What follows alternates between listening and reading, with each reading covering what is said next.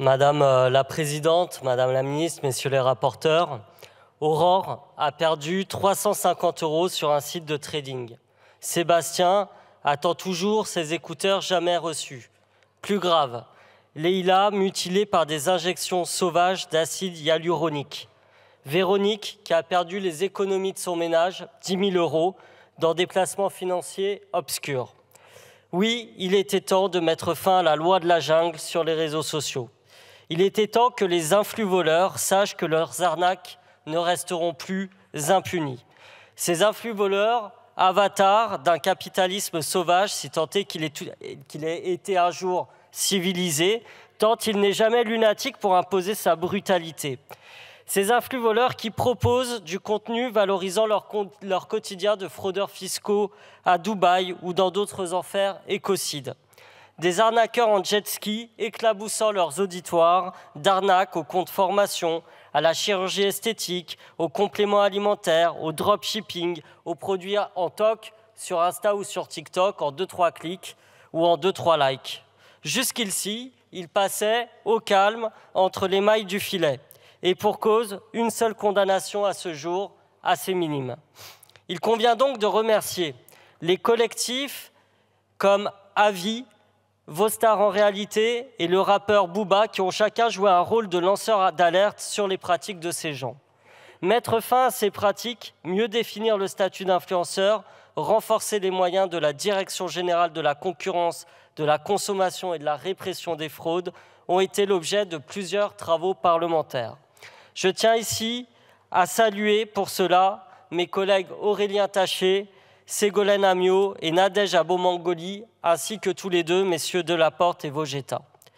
Avec ces dernières collègues, nous nous félicitons des avancées de cette loi sur la définition des influenceurs, le meilleur contrôle des produits financiers et crypto-monnaies, le maintien de l'interdiction de la promotion de la chirurgie et de la médecine esthétique, l'interdiction de se mettre en scène avec des animaux dont la détention est interdite en France, l'obligation de souscrire pour les influenceurs opérant depuis l'étranger à une assurance civile dans l'Union européenne pour indemniser d'éventuelles victimes. Toutefois, nous tenons à faire quelques avertissements, nuances et émettre quelques regrets.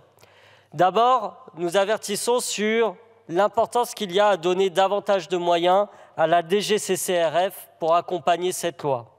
Ensuite, nous mettons en garde sur la question des signaleurs de confiance. On ne sait pas encore qui sera en mesure de signaler. C'est également un danger, car donner le pouvoir de retirer du contenu à des organismes qui ne seront probablement pas neutres peut entraîner des dérives graves. La priorité est donc de renforcer le service judiciaire et de police contre les dérives, plutôt que de déléguer ce pouvoir. Nous regrettons aussi que rien ne soit mentionné sur les obligations d'indication pour les contenus de promotion et les contenus modifiés.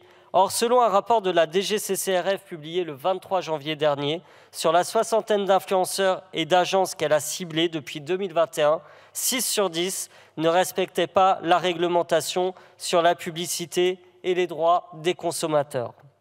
Enfin, nous aurions aimé une vraie politique publique de communication à l'égard des utilisateurs des réseaux sociaux, particulièrement les jeunes, avec des campagnes de prévention en lien avec les associations. Malgré ces lacunes, la loi proposée aujourd'hui permet de remettre de la justice là où il n'y a encore que quelques années, c'était des moqueries. Car oui, ce sujet, disons-le, est resté trop longtemps en dehors des discours politiques, déconsidérés ou pas pris au sérieux, souvent comme les victimes qui en étaient l'objet. Alors, comme dirait un célèbre pirate, je vous le dis, pour nous aujourd'hui, c'est validé.